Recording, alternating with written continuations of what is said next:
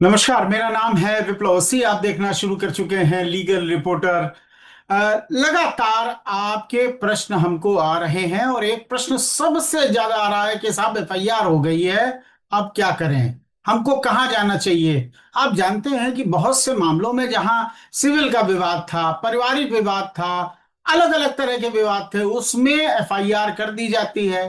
Criminal process ही अपने आप में पनिशमेंट है, क्योंकि आपको तो 7-8 साल झेलना पड़ेगा, कोर्ट अदालत के चक्कर मारने पड़ेंगे। और ईश्वर ना करे आप रहते हैं तमिलनाडु में, मुकदमा हो गया है, बॉम्बे में आप रहते हैं, यूपी में मुकदमा हो गया, कर्नाटक में, तो फिर आना जाना और सब कुछ करना।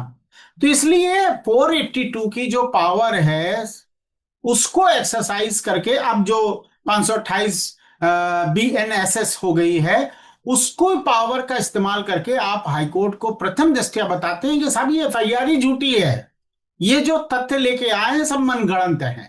बहरहाल इस पर हमारे पास लगातार बहुत से क्वेश्चन आ रहे हैं और आज हमने इस पर यह विचार किया कि हम एडवोकेट विकास गुप्ता सर, जो पिछले 3 दशक से हाई कोर्ट और सुप्रीम कोर्ट में प्रैक्टिशनर लॉयर हैं, क्रिमिनल के लॉयर हैं, और ईडी सीबीआई के विभिन्न मामले, विभिन्न जो हाई कोर्ट है वहां पर जाके कर रहे हैं और बढ़िया वकालत कर रहे हैं। तो मैंने सर से जब मैंने बात कहा तो मैंने कहा सर एक काम करते हैं कि जो प्रश्न आ रहे हैं बेसिकली उनको प्रश्नों को ले लेते हैं।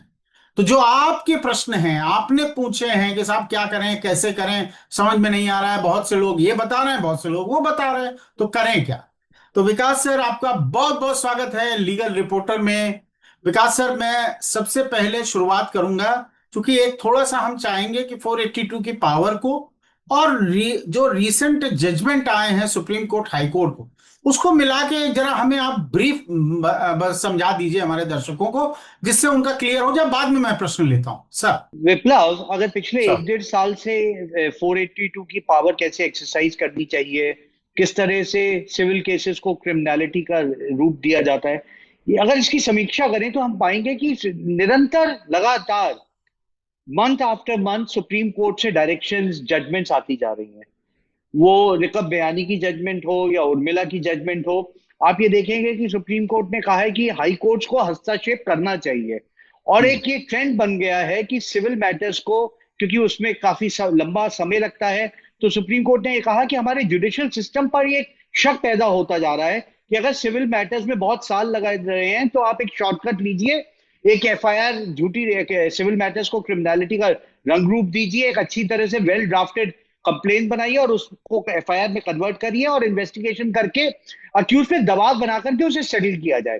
तो सुप्रीम कोर्ट ने निरंतर पिछले 1 1.5 साल से ये जजमेंट्स दी हैं कि एक्सरसाइज पावर करनी चाहिए जहां पे कॉग्निजेबल ऑफेंस नहीं हो रहा है, जहां पे ये देखा जा रहा है कि ये वेंडेटा है या ड्यू प्रोसेस ऑफ लॉ का abuse of process of law है, कि लॉ का गलत इस्तेमाल किया जा रहा है कि अपने आप सिविल मैटर के पैसे की रिकवरी, इसको एक रिकवरी का तरीका बनाया जा रहा है। तो मुझे लग रहा है कि निरंतर लगातार मंथ आप महीने दर महीने जजमेंट आती जा रही हैं और सुप्रीम कोर्ट निरंतर ये आदेश दे रहा है हाई कोर्ट्स को कि आपको इन मैटर्स में हस्तक्षेप करके उन क्रिमिनल कंप्लेंट्स को क्वॉश करना चाहिए। बिल्कुल बिल्कुल बिल्कुल ठीक है। निश्चित रूप से आपकी टिप्पणी बहुत ही इंपॉर्टेंट है, क्योंकि यही लगातार सुप्रीम कोर्ट की मंशा भी है। चलिए हम आगे बढ़ते हैं। और विकास सर, जो लगातार मेरे पास क्वेश्चन आया, मैंने कुछ शॉर्टलिस्ट किए थे अपने दिमाग में ही है वो, और मैं उससे एक एक करके पूछना चाहूंगा। सबसे पहले एक बड़ी बात होती है कि साहब एफआईआर की स्टेज में जाएं या चार्जशीट का इंतजार करें। और अगर स्टेज चार्जशीट के आगे निकल गई है, मतलब एविडेंस शुरू हो गया है, तो क्या उस समय जाना ठीक होगा? क्योंकि जनरली ये देखा जाता है कि हाईकोर्ट आप बिफोर चार्जशीट तक, मतलब चार्जशीट तक तो सुन लेता है, लेकिन जैसे ही चार्ज फ्रेम या एविडेंस की स्टेज आती है तो उस समय हाईकोर्ट साहब कह देता है कि नहीं साहब, अब तो आप जाओ और लोअर कोर्ट में बताओ। हमारे दर्शकों को विप्लव, थोड़ा सा ये बता दीजिए सर। सर। मैं स्टेज बाय स्टेज आपको बताता हूँ और क्या सर। अगर उसकी प्रक्रिया होती है तो उसका फिर क्या समाधान बनता है। जी। जी। क्योंकि बहुत एक स्ट्रेट जैकेट मेथड में बताना थोड़ा उतना आसान नहीं होगा। अगर हम्म। एक एफआईआर रजिस्टर हुई है और hmm. On the face of it आपको लगता है बिल्कुल कि ये बिल्कुल गलत है, कि अगर आप हो सकता है कि आपको, मैं एक एग्जांपल कुछ क्योंकि आप एग्जॉस्टिव लिस्ट तो मैं दे नहीं सकता यहाँ बैठ करके, मैं आपको ये कहूं कि अगर आप उस दिन, अगर डे ऑफ इंसिडेंट में आप लंदन में थे, तो आपके पास लंदन की टिकट है, वीजा है, आपके पास पासपोर्ट है, जो आपको अगर कॉशिंग में जाते हैं तो वो बहुत सामान्य बात हो सकती है कि आप उस वक्त थे ही नहीं यहाँ हिंदुस्तान। हम्म। या हम्म। ऑफेंस अपने आप में ही अगर नॉन कॉग्निजेबल ऑफेंस है, अगर हम्म। और उन धाराओं में अगर एफआईआर रजिस्टर करी हुई है तो भी आपकी एफआईआर पहुंच कर दी जाएगी। या कोई भी ऐसी बात कि जो बिल्कुल प्रूडेंट आदमी को लगे कि ये सही नहीं है या द्वेष भावना से है, तो ये एफआईआर की क्वेश्चनिंग हो सकती है। अब इसमें एक जो आपके श्रोतागण होंगे उनको ये पता भी होगा और वो जानते भी हैं कि सुप्रीम कोर्ट ने कई बार ये कहा है कि you can stifle the investigation. आप हम्म। सच्ची इन्वेस्टिगेशन को रोक नहीं सकते, क्योंकि अगर झूठी एफआईआर है तो सच्ची एफआईआर भी है। तो हमें यह भी देखना बिल्कुल। है कि कोर्ट एकदम ये कैसे देख पाएगा कि प्राइमा फेसाई कि ये झूठी है सच्ची है। तो जहां पे कोर्ट्स को लगता है कि नहीं, इन मैटर्स में इन्वेस्टिगेशन होनी चाहिए, तो मुझे लगता है कि अक्यूज को वेट करना चाहिए थोड़े से पीरियड के लिए। और अगर वो चार्जशीट आ रही है और उस चार्जशीट में कोई भी ऐसा मटेरियल नहीं है, क्योंकि अब हम एफआईआर की स्टेज से बढ़कर के आगे चार्जशीट होगा। पे आ गए हैं, और ये बात समझने की बात है कि एफआईआर में आपने कितने ही झूठे सच्चे एलिगेशन लगाए हैं। जब चार्जशीट इन्वेस्टिगेट होकर के चार्जशीट कोर्ट के सामने आ गई है और उसमें कोई भी आपके खिलाफ मटेरियल नहीं पाया जाता, मैं ये हम्म। बात आपके दर्शकों को बताना चाहूंगा। कई बार ये टेंडेंसी होती है वकीलों की, कंप्लेनेंट के, कि वो एफआईआर के ये एलिगेशन पढ़ते रहना चाहिए। उस वक्त हम्म। उनको वहां थामिए, रोकिए और बताइए कि चार्जशीट फाइल हो चुकी है और चार्जशीट में जो मटीरियल है आपको ट्रायल पे भेजने के लिए, क्या वो है भी या नहीं है। अगर नहीं हम्म। है तो आप क्वॉशिंग ऑफ द चार्जशीट जा सकते हैं। और मैं ये क्यों कह रहा हूं कि आप डिस्चार्ज की जगह क्वॉशिंग ऑफ चार्जशीट मांग लें, क्योंकि क्वॉशिंग ऑफ द चार्जशीट में वाइडर एम्बिट कोर्ट के पास होता है। डिस्चार्ज हम्म। में वो उसी मटेरियल पे, जो चार्जशीट का मटेरियल है उसी को देख करके आप पे चार्ज लगाएंगे या डिस्चार्ज लगाएंगे। लेकिन हम्म। हायर कोर्ट के पास 482 में क्वॉशिंग ऑफ द चार्जशीट में वाइडर एम्बिट है। Due abuse of process of law, वो एक सबसे बड़ा जो अवेलेबल टूल हाई कोर्ट के पास है, जो एक ट्रायल कोर्ट के पास नहीं है डिस्चार्ज की। तो ये समझने की बात है विप्लव, कि मैं ये कह रहा हूं कि अगर आपके पास चार्जशीट आ गई तो आपको quashing of the charge sheet higher court में जाना चाहिए। कई बार संभवतः कोर्ट्स कहती हैं कि आप जाइए नीचे डिस्चार्ज पे, नहीं, आपके पास सुप्रीम कोर्ट का कवच है कि जो कोर्ट क्वॉशिंग ऑफ द एफआईआर कर सकती है वो क्वॉशिंग ऑफ द चार्जशीट भी कर सकती है। और आप बिल्कुल। नीचे नहीं भेजेंगे, आपको सुनना होगा और मेरिट पे ही डिसाइड करना होगा। इसमें कई करेक्ट। जजमेंट सुप्रीम कोर्ट की निरंतर लगातार आती गई हैं। कुछ जजमेंट्स, नोटेबल जजमेंट्स हैं, Mukesh versus state of UP की है, Ajay Agrawal versus state of UP की है, जिसमें सुप्रीम कोर्ट ने कहा है कि क्वेश्चन ऑफ द चार्जशीट के वक्त आपके पास वाइडर एम्बिट है। और वो वाइडर हम्म। एम्बिट क्या है? Abuse of process of law. जैसे मैं आपको हम्म। इस संभवतः एक एग्जांपल देकर के समझाता हूँ बस कि सर। आप कहें कि आपने किसी को कोई लैंड बेची और उसने उसको आपको पैसे नहीं दिए तो वो चीटिंग हो गया, और लैंड के पेपर ही आपके पास नहीं है जो आपकी ओनरशिप स्टैब्लिश करता हो, और फिर भी आपके खिलाफ चीटिंग की एफआईआर हो गई हो, तो ये abuse of process of law है कि आपको ट्रायल पे भेजें। क्योंकि आपको मैं निरंतर ये बात कहता रहा आया हूं कि जो हमारे यहाँ प्रक्रिया है क्रिमिनल जस्टिस सिस्टम की, वो अपने आप में ही एक सजा है। बिल्कुल। Process itself is a punishment.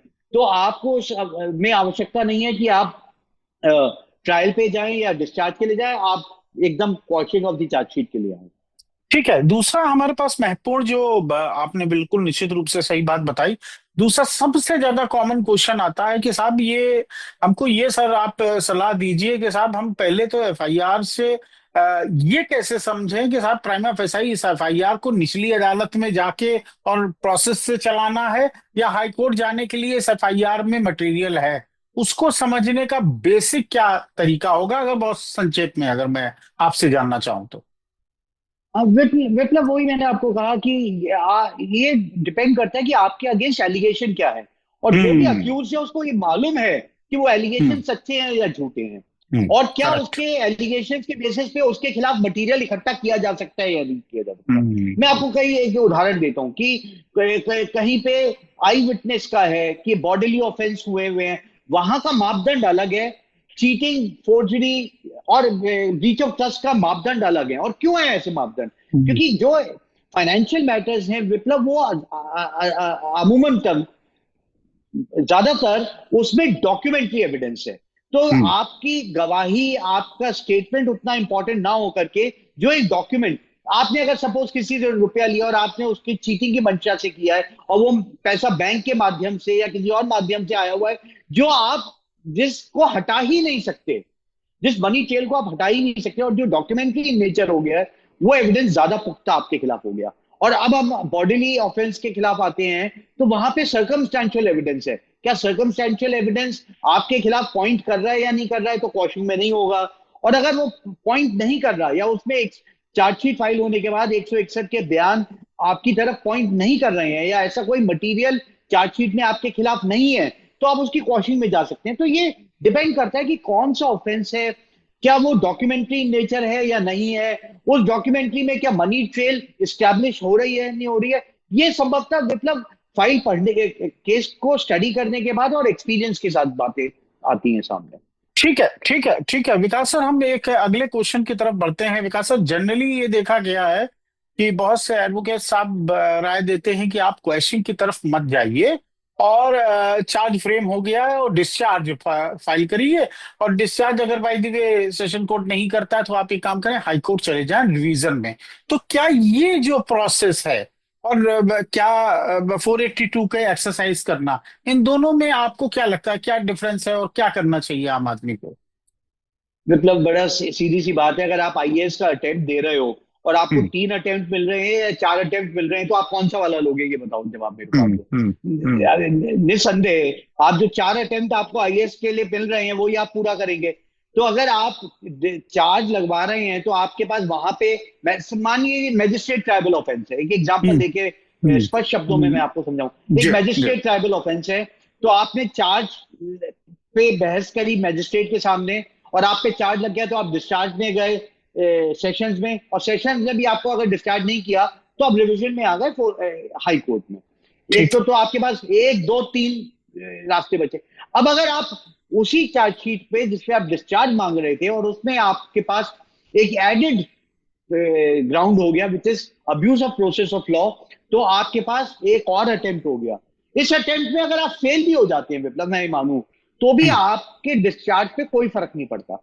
एक हम्म चीज, एक तो अटेम्प्ट ये हाई कोर्ट पे आपको मिला, अगर ठीक है। आपको हाई कोर्ट में भी रिलीफ नहीं मिला, तो आपके पास सुप्रीम कोर्ट हुआ। तो इसका मतलब क्या हुआ, हम्म चार्ज डिस्चार्ज और रिविजन, हाई कोर्ट पे quashing of the charge sheet, quashing of the charge sheet before the supreme court.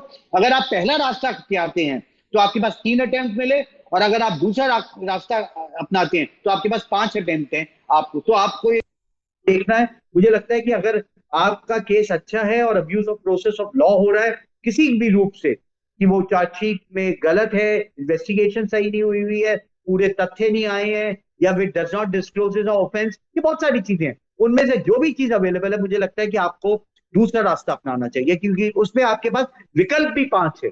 Correct है, करेक्ट करेक्ट है। एक हम आगे क्वेश्चन की तरफ बढ़ते हैं, जो सबसे ज्यादा अमूमन पूछा जाता है कि साहब, हम हाई कोर्ट गए थे, 482 के तहत हम हाई कोर्ट गए थे, और हाई कोर्ट ने हमें रिलीफ नहीं दिया है, हाई कोर्ट ने मना कर दिया है। हमारी क्या उम्मीदें हैं कि हाई कोर्ट का चूंकि निगेटिव जजमेंट है हमारे अगेंस्ट में, तो क्या उम्मीद हम सुप्रीम कोर्ट से पालें? इस मामले में जनरली आप लोग क्या एडवाइस देते हैं, supreme as far as supreme court is concerned? मतलब सारे हर के मतलब अगर आपकी क्वेश्चन बन ही नहीं रही और आप जबरदस्ती जा रहे हैं, तो ना रिलीफ आपको हाई कोर्ट से मिलेगा ना सुप्रीम कोर्ट से मिलेगा। तो हम्म आपको मटीरियल देखना पड़ेगा कि जो चार्जशीट, अगर एफआईआर में कोई दम नहीं है, या चार्जशीट होने के बाद अगर पर्याप्त मटीरियल ही नहीं है। आप एक बात समझिए कि अगर जब जी। चार्जशीट में क्वेश्चन ऑफ द चार्जशीट अगर एक फाइनेंशियल मैटर के लिए आ जाए आपके सामने, जिसमें हम्म इंग्रेडिएंट्स ही नहीं है, आप हम्म निरंतर लगातार किसी के साथ 5 साल तक बिजनेस कर रहे हैं, और छठे साल में उसने आपके 5 करोड़ वापस नहीं दिए हैं, और आपके हम्म खिलाफ चीटी का आरोप लगाया है, तो चीटी का क्या है, वो इनिशियल स्टेज पे एट द इंसेप्शन आपके साथ धोखाधड़ी की उसके नियत होनी चाहिए। कोई सब्सिक्वेंट कंडक्ट उसका बदल गया, 5 साल बाद उसकी अगर नियत नियत में फेरबदल हो गया, तो वो चीटी का इंग्रेडिएंट नहीं बनता। तो ये तो आपको करेक्ट। समझना होगा कि आपके साथ ट्रांजेक्शन क्या है, आपको किस स्टेज पे अक्यूज बनाया गया है।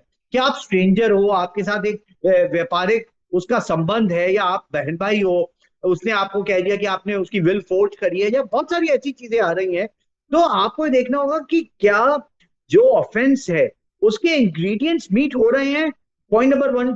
और क्या उस इन सपोर्ट ऑफ दैट इंग्रेडिएंट्स क्या कोई मटेरियल चार्जशीट में आ रहा है, हम्म बयान उसका अपना होना चाहिए, पैसे की ट्रांजेक्शन हो तो के बैंक के से रूट होनी चाहिए। और अब तो आप संभवतः ये भी देख रहे हैं कि जो कैश की ट्रांजेक्शन है उसमें सुप्रीम कोर्ट ये कह रहा है कि आप इनकम टैक्स को नोटिस करिए कि आपने अगर इतना कैश दिया था तो वो कहां से आया। तो ये संभवतः आपको देखना पड़ेगा कि मटेरियल क्या है और इंग्रेडिएंट्स ऑफेंस के बन रहे हैं यहाँ पर।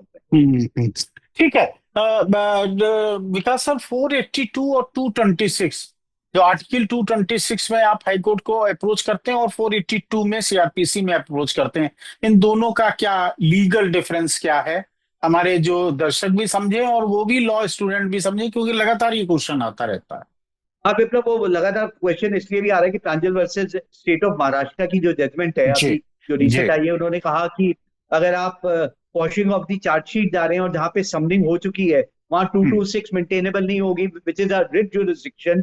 और हम्म आपके पास जो 482 की पावर है, जो आप 528 बन गई है बीएनएसएस हम्म में, उसके हम्म प्रावधान में आप जा सकते हैं। तो मुझे लगता है ये टर्मिनोलॉजी का फर्क है। आप अपनी जितनी भी, मैं ये सलाह दूंगा कि आप 226 में फाइल करिए, 227 में फाइल करिए, आप रेड विद 482 जो पुराने प्रावधान में, और रेड विद 528 आप जरूर लगाइए, आपकी कोई भी हम्म पिटिशन हो। मतलब आप रिविजन हम्म पिटिशन में भी जा रहे हैं तब भी रेड, क्योंकि 482 या 528 की एम्बिट बहुत बड़ा एम्बिट है। मतलब वो सब चीज जो abuse of process of law को रोकने के लिए हायर कोर्ट के पास एक सशक्त बल है। तो आप अगर रिवीजन भी फाइल कर रहे हैं, क्वेश्चन भी फाइल कर रहे हैं, आप उसमें सब, यही हमने शुरू से सीखा है, आप उसको रेड विथ 482 या रेड विथ 528 जरूर करिए। इवन जहां आप बेल भी मांग रहे हैं वहां पे भी आप रेड विथ 528 जरूर लिखिएगा। ओके, ठीक है ठीक है। एक लास्ट क्वेश्चन की तरफ विकास सर हम बढ़ते हैं। आपने निश्चित रूप से 482 टू 26 को बेहतर समझाया। एक लास्ट क्वेश्चन, और बहुत ही मैं इसको ब्रीफ में भी चाहूंगा। हाई कोर्ट से अभी जो इस तरह के मामलों में जो जजमेंट आ रहे हैं, उनको लेकर आपका क्या कहना है? मतलब जनरली ये देखा जाता है कि हाई कोर्ट से बहुत रिलीफ नहीं मिल रही है, लेकिन सुप्रीम कोर्ट दे रहा है। उस पर आपका अपना क्या ओपिनियन है? नहीं, मुझे मुझे लगता है कि 482 की एक्सरसाइज में कहीं ना कहीं हाईकोर्ट थोड़ी कटौती जरूर कर रहे हैं। और हम्म लेकिन जब निरंतर जजमेंट आया कि आप ये देखिए कि रीड बिटवीन, पहले ये होता था कि read the allegations in the FIR as they are. अब हम्म सुप्रीम कोर्ट ने कहा रीड बिटवीन द लाइंस, क्योंकि वेल ड्राफ्टेड अगर वकील ने लिख दिया है, उसके अंदर की मंशा क्या है, वो क्या कहना चाह रही है। सुप्रीम हम्म कोर्ट इस एक्सटेंट तक गया है कि read between the lines in the FIR. खाली उसके एलिगेशंस को लेकर के ये मत डिसाइड करिए कि take the allegations as they are और आपने कोशिश मना कर दी। उन्होंने कहा कि आप उसकी मंशा को भी पढ़ने की कोशिश करिए, यहां तक सुप्रीम कोर्ट कह रहा है। मुझे आपकी बात सही है और संभवतः, हम्म पर मुझे लगता है कि कहीं ना कहीं आपको अपनी लड़ाई को जारी रखना पड़ेगा, और डोंट शाय अवे। अगर कोर्ट कहे कि आप विड्रॉ कर रहे हैं या मैं डिसमिस करूं, आप डिसमिस का चांस लेकर के सुप्रीम कोर्ट जरूर जाइए, मतलब अगर आपके हम्म। केस में दम है। लेकिन बहुत बार ऐसा हो रहा है कि एडवोकेट्स खुद निर्णय ले लेते हैं कि साहब कोर्ट खारिज कर देगा तो इसे विड्रॉ कर लो। तो क्या विड्रॉ की स्टेज पे भी वो सुप्रीम कोर्ट अप्रोच कर सकता है? नहीं, अगर आपने डिसमिस एज डिफॉल्ट करा है हम्म तो आपको फिर दिक्कत आएगी, तो आप उसको मेरिट्स पे ही करिए और तभी आगे जाइए, मतलब। तभी आगे जा सकते हैं। देखिए, मैं मोटी मोटी जो विकास सर ने बात बताई वो तो निश्चित रूप से आप लोगों ने सुनी। लेकिन मैं एक बात आपको कहना चाहता हूं कि जब आपके पास कानून का विकल्प है, आपके पास 482 की एक्सरसाइज का विकल्प है, तो आप बैठेंगे क्यों? अगर देखिए, जैसा विकास सर ने शुरुआती दौर पे कहा, जिसके खिलाफ एफआईआर होती है उसे पता है कि मैंने क्या किया है। तो आपको ये आपके जो आपका ज्ञान है, ये आपका है कि साहब मैंने ये किया ही नहीं है, जबरदस्ती झूठी एफआईआर है। तो आप बैठेंगे नहीं, आप जाएंगे, कोर्ट के सामने जाएंगे। बहुत मामलों में विकास सर लगातार सुप्रीम कोर्ट हाई कोर्ट पेश हो रहे हैं, बहुत से मामलों में इनको हाई कोर्ट से रिलीफ नहीं मिल पाती है। मैं कई मामले जानता हूं जहां हाई कोर्ट से नहीं मिली, लेकिन विकास सर गए, उन्हीं सब तथ्यों को लेकर सुप्रीम कोर्ट गए, वहां से रिलीफ मिल गई। तो ऐसा नहीं है कि आपको अगर भाई दी हाई कोर्ट ने नहीं दिया है तो सुप्रीम कोर्ट से रिलीफ नहीं मिलेगी। विकास सर, बहुत बहुत शुक्रिया, बहुत बहुत धन्यवाद। आप हमारे साथ जुड़े, हमारे दर्शकों के लिए आपने कई प्रश्नों का उत्तर दिया। बहुत बहुत शुक्रिया। Thank you very much. Legal reporter के सभी वीडियो को देखने के लिए लीगल रिपोर्टर को सब्सक्राइब करके बेल आइकन बटन जरूर दबाएं